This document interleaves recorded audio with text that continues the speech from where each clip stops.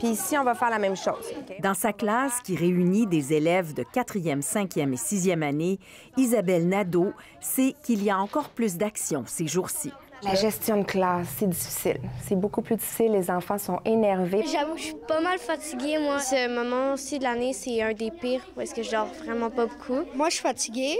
Je suis aussi un peu stressée parce que je suis en 6e année puis je suis en période d'examen. Mais ce n'est pas d'hier. Il y a plus de 40 ans, un directeur d'école de Québec avait étudié les taux d'absentéisme des élèves et des enseignants. J'ai découvert qu'il y avait un sommet d'absence à la fin février. Après un séjour en France, Fernand Paradis décide d'importer l'idée du congé printanier. Le Conseil des commissaires a accepté, d'abord à Québec. C'était en 1977. Et 3 ans après, c'est comme une traînée de poudre, la semaine de relâche s'était répandue à toute la province. Pour ce pédiatre, c'est plus que jamais une bonne idée. Les enfants, ils sont de plus en plus stressés. Tout le monde sait que là, il faut peut-être en profiter pour s'éclater. Vous avez vos écritures avec vous. Les commissions scolaires ont le droit de modifier le calendrier pourvu qu'il y ait 180 jours d'école. Celle des navigateurs au sud de Québec avait songé à ajouter une 2e relâche à l'automne. Mais après consultation, a finalement laissé tomber. Est-ce que les familles qui travaillent, qui sont séparées et tout, pourraient en supporter 2? Je ne sais pas, mais c'est déjà ça.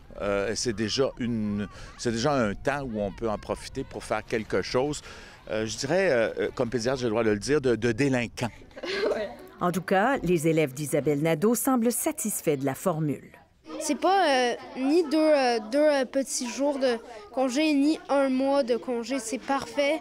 1 semaine pour relaxer. Puis après, quand tu reviens, t'es toute remplie d'énergie, t'es content. Tous n'en profiteront pas de la même façon. Et avoir chocolat chaud à volonté. Moi, je planifie pas. Je me couche, je me réveille à l'heure que je veux. Aussi, c'est une façon de plus voir notre famille. C'est sûr qu'il y a des enfants avec des particularités qui vont arriver. Dès qu'il y a un arrêt plus long qu'une fin de semaine, il y a comme un départ à reprendre à chaque fois. C'est comme un début d'année tout le temps. Les enseignants savent donc qu'au retour, ils devront repérer ceux pour qui la relâche aura été plus perturbante que bénéfique. Ici Anne-Louise Despatie, Radio-Canada, Montréal.